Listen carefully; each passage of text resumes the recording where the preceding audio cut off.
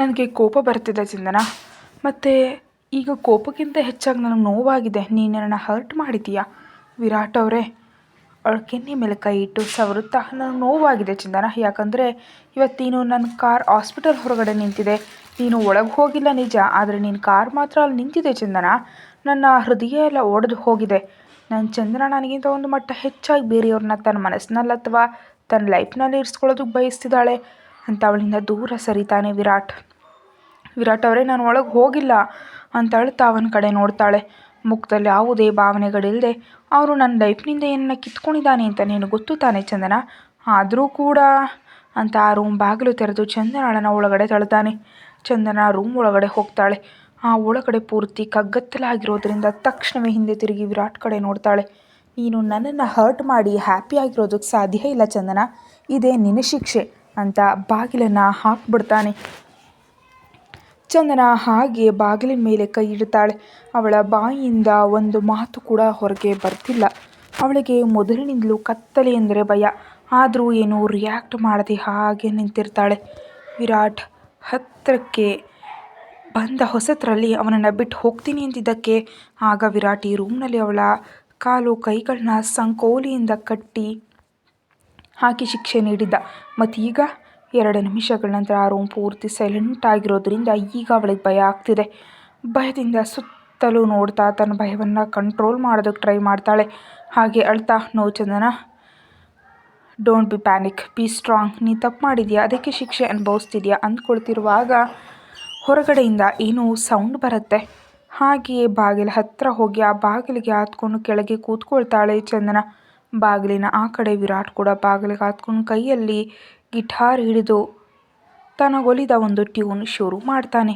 ಆ ಟ್ಯೂನ್ ಕೇಳಿದ ಚಂದನಾಳ ಮುಖದಲ್ಲಿ ಒಂದು ಸಂತೋಷದ ನಗು ಮೂಡುತ್ತೆ.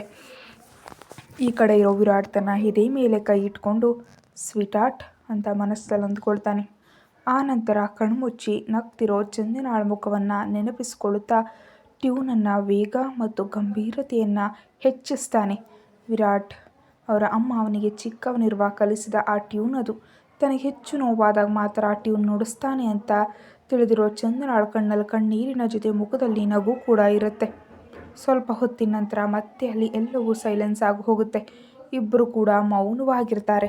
ಆ ನಂತರ ತನ್ನ ಕೈಯಲ್ಲಿದ್ದ ಗಿಟಾರ್ ಪಕ್ಕಕ್ಕಿಟ್ಟು ಬಾಗಿಲನ್ನು ತೆರೀತಾನೆ.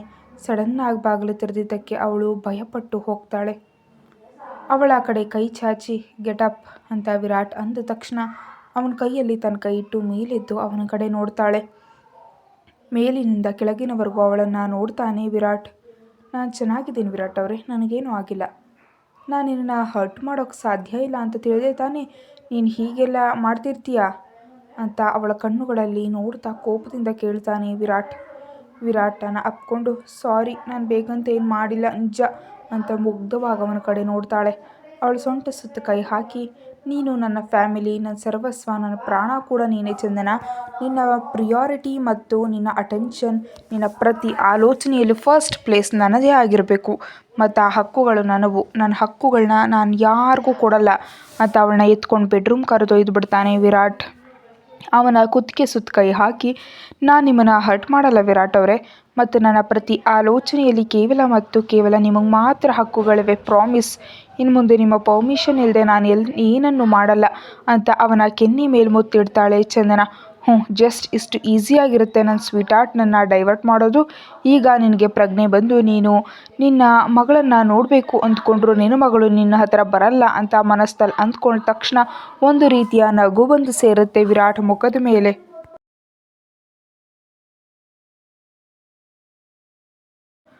ಅವಳನ್ನು ಬೆಡ್ ಮೇಲೆ ಜಾಗರೂಕತೆಯಿಂದ ಮಲಗಿಸಿ ಅವಳ ಪಕ್ಕ ಮಲಗಿ, I love you so much sweetheart. ಈ ಪ್ರಪಂಚದಲ್ಲಿ ನನಗೆ ನೀನು ಬಿಟ್ಟರೆ ಯಾರೂ ಇಲ್ಲ. ಪ್ಲೀಸ್ ನನ್ನನ್ನು ಹರ್ಟ್ ಮಾಡಿ ನಾನು ನಿನ್ನನ್ನು ಹರ್ಟ್ ಮಾಡೋವಂತೆ ಮಾಡಬೇಡ. ನಾನು ಇನ್ನೆಂದೂ ಹೀಗೆ ಮಾಡಲ್ಲ ವಿರಾಟ್ ಅವರೇ, I love you so much ಅಂತ ಅವನ ಎದೆ ಮೇಲೆ ತಲೆ ಇಟ್ಟು ಕಣ್ಣು ಮುಚ್ಕೊಳ್ತಾಳೆ ಚಂದನ. ಬೆಳಗ್ಗೆ ನಿದ್ದೆಯಿಂದ ಎದ್ದು ಚಂದನಾಳಿಗೆ ಆ ರೂಮ್ನಲ್ಲಿ ವಿರಾಟ್ ಎಲ್ಲಿಯೂ ಕಾಣಿಸ್ತಿದ್ದಾಗ ತಕ್ಷಣವೇ ಬೆಡ್ನಿಂದ ಎದ್ದು ಜಿಮ್ ರೂಮ್ಗೆ ಹೋಗ್ತಾಳೆ. ಅಲ್ಲಿ ವಿರಾಟ್ ಶರ್ಟ್ ಇಲ್ಲದೆ ಪುಷಪ್ಸ್ ಮಾಡ್ತಿರ್ತಾನೆ. ಹಾಗೆ ಬಾಗಿಲ ಹತ್ರ ನಿಂತು ಅವನ ಕಡೆ ನೋಡ್ತಾ, ಇವನು ಯಾಕಿಷ್ಟು ಹಾಟ್ ಆಗಿದ್ದಾನೆ ಅಂತ ಮನಸ್ಸನ್ನು ಅಂದ್ಕೊಳ್ತಾಳೆ ಚಂದನ. ಸ್ವೀಟ್ ಆರ್ಟ್, ನೀನು ನನ್ನ ಕಡೆ ಇಷ್ಟು ಪ್ರೀತಿಯಿಂದ ನೋಡಿದ್ರೆ ಈ ಎಕ್ಸಸೈಸ್ ನಿಲ್ಲಿಸಿ ನಾವು ಬೇರೆ ಎಕ್ಸಸೈಸ್ ಮಾಡಬೇಕಾಗುತ್ತೆ ಅಂತ ಮೇಲೆದ್ದು ಅವಳ ಕಡೆ ಹೆಜ್ಜೆ ಹಾಕ್ತಾ ಹೇಳ್ತಾನೆ.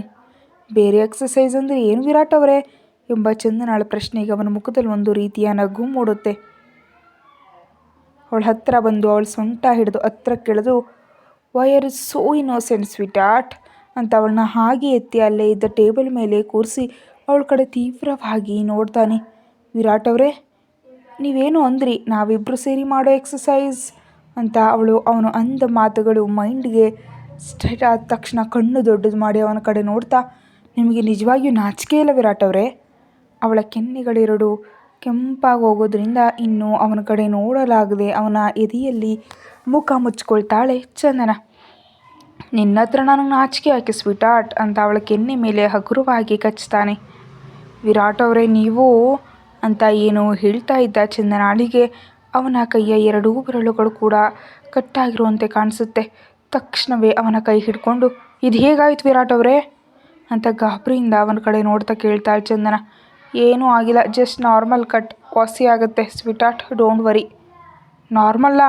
ನಿಮ್ಮ ಬಲಗೈ ಇರುವ ಎರಡೂ ಬೆರಳುಗಳಿಗೆ ಇಷ್ಟು ದೊಡ್ಡ ಕಟ್ಟಾಗಿದ್ರೆ ಇದು ನಿಮಗೆ ನಾರ್ಮಲ್ ಆಗಿ ಕಾಣಿಸ್ತಿದೆಯಾ ವಿರಾಟ್ ಅವರೇ ಅಂತ ಟೇಬಲ್ನಿಂದ ಕೆಳಗಿಳಿದು ಅವನ ಕೈ ಹಿಡಿದು ರೂಮ್ ಒಳಗಡೆ ಕರ್ಕೊಂಡು ಹೋಗ್ತಾಳೆ ಚಂದನ. ರೂಮ್ಗೆ ಹೋದ್ಮೇಲೆ, ವಿರಾಟ್ ಅವರೇ ನೀವು ಬೇಗ ಫ್ರೆಶ್ ಆಗಿ ಬನ್ನಿ ಅಂತ ವಾಶ್ರೂಮ್ ಹತ್ತಿರ ಕರ್ಕೊಂಡು ಹೋಗ್ತಾಳೆ. ನೀನು ನನಗೆ ಆರ್ಡರ್ ಮಾಡ್ತಿದ್ದೀಯಾ ಸ್ವೀಟ್ ಆರ್ಟ್ ಅಂತ ಅವಳ ಕೆನ್ನೆ ಮೇಲೆ ಕೈ ಇಟ್ಟು ಕೇಳ್ತಾನೆ ವಿರಾಟ್. ಹೌದು ವಿರಾಟ್ ಅವರೇ, ನಾನು ಆರ್ಡರ್ ಮಾಡ್ತಿದ್ದೀನಿ, ನೀವು ಹೋಗಿ ಅಂತ ಒಳಗಡೆ ಹೋಗುವಂತೆ ಸನ್ನೆ ಮಾಡ್ತಾಳೆ. ಅವಳ ಕೆನ್ನೆ ಮೇಲೆ ಮುತ್ತಿಟ್ಟು, ಸ್ವೀಟ್ ಆರ್ಟ್ ನೀನು ಕೂಡ ನನ್ನ ಜೊತೆ ಬಾ, ಒಟ್ಟಿಗೆ ಸ್ನಾನ ಮಾಡೋಣ ಅಂತ ಹೇಳ್ತಿರೋ ವಿರಾಟ್ನನ್ನು ವಾಶ್ರೂಮ್ ಒಳಗಡೆ ತಳ್ಳಿ, ನೋ ವಿರಾಟ್ ಅವರೇ, ಮತ್ತು ನೀವು ಇಂಥ ಕೆಲಸಗಳನ್ನ ಮಾಡದೆ ಬೇಗ ಬನ್ನಿ ಅಂತ ಬಾಗಿಲನ್ನು ಹಾಕ್ಬಿಡ್ತಾಳೆ. ಒಳಗಿನಿಂದ ವಿರಾಟ್ ನಗೋ ಶಬ್ದ ಕೇಳಿಸಿದ್ದಕ್ಕೆ, ನಿಜವಾಗಿಯೂ ನಿಮಗೆ ನಾಚಿಕೆ ಇಲ್ಲ ಅಂತ ಗಟ್ಟಿಯಾಗಿ ಕೂಗಿ ಮುನಿಸ್ಕೊಂಡು ತನ್ನ ಡ್ರೆಸ್ ತೆಗೆದುಕೊಂಡು ಬೇರೆ ರೂಮ್ಗೆ ಹೋಗಿ ಫ್ರೆಶ್ ಆಗಿ ಬರ್ತಾಳೆ. ಅವಳು ಬರುವಷ್ಟರಲ್ಲಿ ವಿರಾಟ್ ಕೂಡ ಫ್ರೆಶ್ ಆಗಿ ಬಂದಿರ್ತಾನೆ. ಅವನನ್ನು ಬೆಡ್ ಮೇಲೆ ಕೂರಿಸಿ ಫಸ್ಟ್ ಏಡ್ ಬಾಕ್ಸ್ ತಂದು, ವಿರಾಟ್ ಅವರೇ ನೀವು ಬಹಳ ಕೇರ್ಲೆಸ್, ಈ ಮಧ್ಯೆ ತುಂಬ ಪೆಟ್ಟುಗಳನ್ನ ಮಾಡ್ಕೊಳ್ತಿದ್ದೀರಿ ಅಂತ ಅವನ ಬೆರಳುಗಳಿಗೆ ಬ್ಯಾಂಡೇಜ್ ಹಾಕ್ತಿದ್ದಾಳೆ. ನಾನು ನಿನ್ನ ವಿಷಯದಲ್ಲಿ ಕೇರ್ಲೆಸ್ ಸ್ವೀಟ್ ಆರ್ಟ್ ಅಂತ ಅವಳ ಕಡೆ ನೋಡ್ತಾ ಹೇಳ್ತಾನೆ ವಿರಾಟ್. ಐಮ್ ಸಾರಿ ವಿರಾಟ್ ಅವರೇ ಅಂತ ಅವನನ್ನು ಅಪ್ಕೊಳ್ತಾಳೆ. ನನಗೆ ಗೊತ್ತು ನೀನು ಸಾರಿ ಕೇಳ್ತೀಯಾ ಅಂತ ಸ್ವೀಟ್ ಆರ್ಟ್, ಜಸ್ಟ್ ಇಂಥ ತಪ್ಪು ಮುಂದಿನ ಬಾರಿ ರಿಪೀಟ್ ಮಾಡಬೇಡ, ಓಕೆನಾ? ನಾನು ಇನ್ಯಾವುದೇ ತಪ್ಪು ಮಾಡಲ್ಲ ವಿರಾಟ್ ಅವರೇ, ಮತ್ತು ನಿಮಗೆ ಹೇಳದೆ ಎಲ್ಲಿಗೂ ಹೋಗಲ್ಲ. ನಿಮಗಿಂತ ಹೆಚ್ಚು ಇಂಪಾರ್ಟೆಂಟ್ ನನ್ನ ಲೈಫ್ನಲ್ಲಿ ಯಾವುದೂ ಇಲ್ಲ, ಎಲ್ಲದಕ್ಕಿಂತ ನೀವೇ ಹೆಚ್ಚು ಅಂತ ಪ್ರೀತಿಯಿಂದ ಹೇಳ್ತಾಳೆ ಚಂದನ. ಅವಳ ಮಾತುಗಳನ್ನ ಕೇಳಿ ವಿರಾಟ್ ಮುಖದಲ್ಲಿ ಒಂದು ತೃಪ್ತಿಯ ನಗು ಮೂಡುತ್ತೆ. ನನ್ನ ಸ್ವೀಟ್ ಆರ್ಟ್, ನನ್ನ ಫ್ಯಾಷನ್ ಲವ್, ನನ್ನಿಂದ ನಿನ್ನ ಸೋ ಕಾಲ್ಡ್ ಅಪ್ಪ ನಿಜಕ್ಕೂ ಬೇರ್ಪಡಿಸೋದಕ್ಕೆ ಸಾಧ್ಯ ಇಲ್ಲ ಅಂತ ಮನಸ್ಸಿನಲ್ಲಿ ಅಂದ್ಕೊಳ್ತಾನೆ ವಿರಾಟ್. ಆನಂತರ ವಿರಾಟ್ನಿಂದ ದೂರ ಸರಿದು, ಇಂದು ಹೆಡ್ ವರ್ಕರ್ಸ್ ಜೊತೆ ಮೀಟಿಂಗ್ ಇದೆ ವಿರಾಟ್ ಅವರೇ, ನಾನು ಹೋಗಬೇಕು ಅಂತ ಅವನ ಕಡೆ ನೋಡ್ತಾಳೆ. ಓಕೆ ಸ್ವೀಟ್ ಆರ್ಟ್, ಆದರೆ ಲಂಚ್ ಸ್ಕಿಪ್ ಮಾಡದೆ ಟೈಮಿಂಗ್ ಮಾಡು, ನಿಜಕ್ಕೂ ಮರಿಬೇಡ, ಮತ್ತು ಹೆಚ್ಚು ಸ್ಟ್ರೆಸ್ ಕೂಡ ತೊಗೊಳ್ಬೇಡ ಅಂತ ಅವಳ ಹಣೆ ಮೇಲೆ ಕಿಸ್ ಮಾಡ್ತಾನೆ. ಓಕೆ ವಿರಾಟ್ ಅವರೇ, ನಾನು ಅಲ್ಲಿಗೆ ಹೋದ್ಮೇಲೆ ನಿಮಗೆ ಕಾಲ್ ಮಾಡ್ತೀನಿ ಅಂತ ಅವನ ಕೆನ್ನೆ ಮೇಲೆ ಮುತ್ತಿಟ್ಟು ಹೊರಗೆ ಹೋಗ್ತಾಳೆ ಚಂದನ. ವಿರಾಟ್ ಹಾಗೆ ಬೆಡ್ ಮೇಲೆ ಹಿಂದೆ ವಾಲ್ಕೊಂಡು ಕಣ್ಮುಚ್ಚಿ, ಯು ಬ್ಲಡಿ ಮಹಾದೇವ್, ನೀನು ಪ್ರಜ್ಞೆಗೆ ಬಾರದೆ ಇದ್ದಿದ್ರೆ ಬಹುಶಃ ಬದುಕು ಹೋಗ್ತಿದ್ಯೋ ಏನೋ, ಆದರೆ ಈಗ ನನ್ನಿಂದ ನಿನ್ನ ಯಾರು ಕಾಪಾಡ್ತಾರೆ? ಫಸ್ಟ್ ಆಫ್ ಆಲ್ ನಾನು ಚಂದನಾಳ ಕಣ್ಣಲ್ಲಿ ನಿನ್ನ ಮೇಲಿರೋ ಅಸಹ್ಯವನ್ನು ನೀನು ನೋಡಬೇಕು, ಆನಂತರವೇ ಸಾವು ಅಂತ ಹೇಳ್ತಿರುವಾಗ ಅವನ ಮುಖದಲ್ಲಿ ಒಂದು ರಾಕ್ಷಸ ನಗು ಮೂಡುತ್ತೆ. ಹಾಸ್ಪಿಟಲ್. ಮಹಾದೇವ್ ಬೆಡ್ ಮೇಲೆ ಕೂತಿರ್ತಾನೆ. ನರ್ಸ್ ಬಂದು ಅವನಿಗೆ ಒಂದು ಇಂಜೆಕ್ಷನ್ ನೀಡಿ ಅವನ ಹೆಲ್ತ್ ಚೆಕ್ ಮಾಡ್ತಿರ್ತಾಳೆ. ನಾನು ಯಾವಾಗಲಿಂದ ಕೋಮದಲ್ಲಿದ್ದೀನಿ ಅಂತ ಅವಳ ಕಡೆ ನೋಡ್ತಾ ಕೇಳ್ತಾನೆ ಮಹಾದೇವ್. ನರ್ಸ್ ಮಹಾದೇವನ ಕಡೆ ನೋಡ್ತಾ, 2.5 ವರ್ಷಗಳಿಂದ, ಮತ್ತು ಈಗ ನೀವು ರೆಸ್ಟ್ ತಗೊಳ್ಳಿ ಅಂತ ಅಲ್ಲಿಂದ ಹೊರಟು ಹೋಗ್ತಾಳೆ. ಗಟ್ಟಿಯಾಗಿ ಉಸಿರು ತೆಗೆದುಕೊಂಡು, ನನ್ನ ಚಂದನ, ನನ್ನ ಮಗಳು ನನ್ನನ್ನು ನೋಡೋದಕ್ಕೆ ಬರ್ತಾಳಾ? ಐ ಹೋಪ್ ನನ್ನ ಚಂದನಾಳಿಗೆ ನನ್ನ ಮೇಲೆ ಹೆಚ್ಚು ಅಸಹ್ಯ ಇರಬಾರ್ದು. ಇನ್ನು ನಾನು ನನ್ನ ಮಗಳ ಕಣ್ಣಲ್ಲಿ ನನ್ನ ಮೇಲೆ ಕೋಪ, ಅಸಹ್ಯ ನೋಡೋದಕ್ಕೆ ಸಾಧ್ಯ ಇಲ್ಲ ಅಂತ ಕಣ್ಮುಚ್ಕೊಳ್ತಾನೆ. ವಿರಾಟ್ ತನ್ನ ಫಾರ್ಮ್ ಹೌಸ್ನಲ್ಲಿರ್ತಾನೆ. ಈ ಸಮಯದಲ್ಲಿ ಅವನು ಯಾರನ್ನೋ ಕೊಂದು ಇಲ್ಲಿಗೆ ಬಂದಿದ್ದಾನೆ. ಯಾಕಂದರೆ ಹೊರಗೆ ಯಾರನ್ನೇ ಆಗಲಿ ಹೊಡೆದ್ರು ಕೊಂದರು ಏನು ಮಾಡಿದ್ರು ನೇರವಾಗಿ ಮನೆಗೆ ಹೋಗ್ತಿರ್ಲಿಲ್ಲ ಅವನು. ಯಾವಾಗಲಿಂದ ಚಂದನ ಅವನ ಮನೆಯಲ್ಲಿ ಹೆಜ್ಜೆ ಇಟ್ಟಿದ್ದಾಳೋ ಅಂದಿನಿಂದ ಯಾರನ್ನು ಕೊಂದರೂ ಹೊಡೆದ್ರು ಯಾವ ಶಿಕ್ಷೆ ನೀಡಿದ್ರೂ ಕೂಡ ನೇರವಾಗಿ ಫಾರ್ಮ್ ಹೌಸ್ಗೆ ಬಂದುಬಿಡ್ತಿದ್ದ ವಿರಾಟ್. ಈಗ ಕೂಡ ಹಾಗೆ ಅಲ್ಲಿಗೆ ಬಂದು ಸೋಫಾದಲ್ಲಿ ಕೂತು ಟಿಶ್ಯೂ ಪೇಪರ್ನಿಂದ ತನ್ನ ಕೈ ಕ್ಲೀನ್ ಮಾಡ್ಕೊಳ್ತಿರ್ತಾನೆ. ಅಷ್ಟಲ್ಲೇ ನಿಖಿಲ್ ಅಲ್ಲಿಗೆ ಬಂದು, ಆ ಮಹಾದೇವನಿಗೆ ಪ್ರಜ್ಞೆ ಬಂದಂತೆ ಇದೆಯಂತೆ ನಿನಗೆ ಗೊತ್ತಾ ಅಂತಾನೆ. ಹಿಂದೆ ತಿರುಗಿ ಅವನ ಕಡೆ ನೋಡ್ತಾ, ಚಂದನ ನನ್ನ ಹತ್ರ ಹೇಳಿದಾಳೆ ಅಂತಾನೆ ವಿರಾಟ್. ಚಂದನ ಹೇಳಿದಾಳೆ ಅಂದರೆ ಚಂದನ ಅವನನ್ನು ಮೀಟ್ ಆಗೋದಕ್ಕೆ ಹೋಗಿದ್ಲಾ ಅಂತ ಕೇಳ್ತಾ ಸೋಫಾದಲ್ಲಿ ಕೂತ್ಕೊಳ್ತಾನೆ ನಿಖಿಲ್. ನನ್ನ ಅನುಮತಿ ಇಲ್ಲದೆ ಎಲ್ಲಿಗೂ ಹೋಗಲ್ಲ, ಏನೂ ಮಾಡಲ್ಲ. ನಿನ್ನ ಪ್ರಶ್ನೆಗೆ ಆನ್ಸರ್ ಸಿಕ್ತಾ ಅಂತ ಅಲ್ಲೇ ಇದ್ದ ಸಿಗರೇಟ್ ತೆಗೆದು ಹಚ್ತಾನೆ.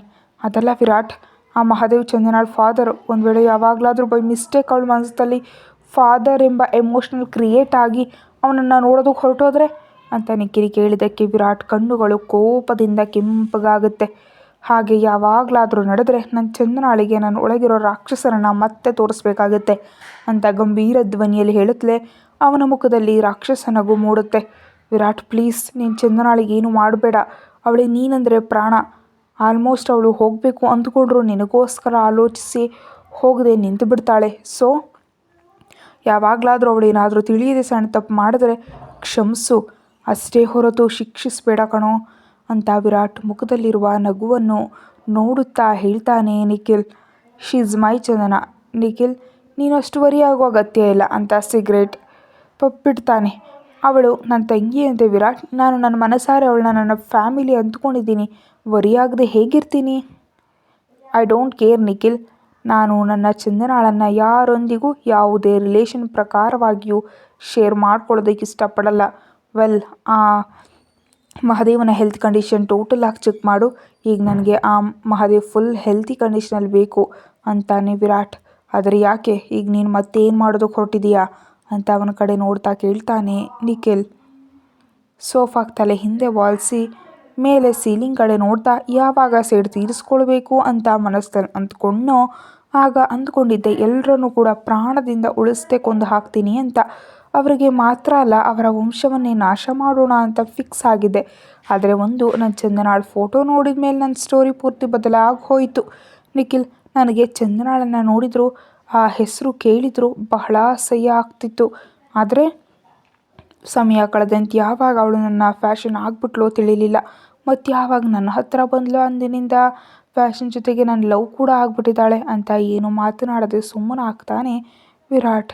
ಸ್ವಲ್ಪ ಹೊತ್ತು ನಿಂತು, ನನ್ನ ಚಂದನಾಳಿಗೆ ಆ ಮಹಾದೇವನ ಮಗಳಾಗಿ ಹುಟ್ಟಿದ್ದಕ್ಕೆ ಆಲ್ರೆಡಿ ನಾನು ಶಿಕ್ಷೆ ನೀಡಿದ್ದೀನಿ.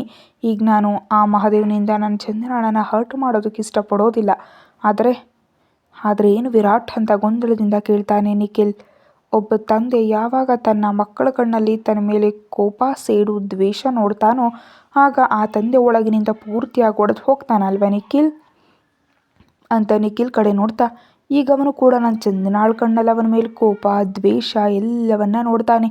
ಒಳಗೊಳಗೆ ಒಡೆಯುತ್ತಾ, ಸಾಯ್ತಾ, ಬದುಕ್ತಾ, ಯಾವುದೋ ಒಂದು ದಿನ ನೋವು ತಡ್ಕೊಳ್ಳಲಾಗದೆ ನಾನೇನು ಮಾಡದೆ ಅವನೇ ಸಾಯ್ತಾನೆ ಅಂತ ಗಂಭೀರ ಧ್ವನಿಯಲ್ಲಿ ಹೇಳ್ತಾನೆ ವಿರಾಟ್.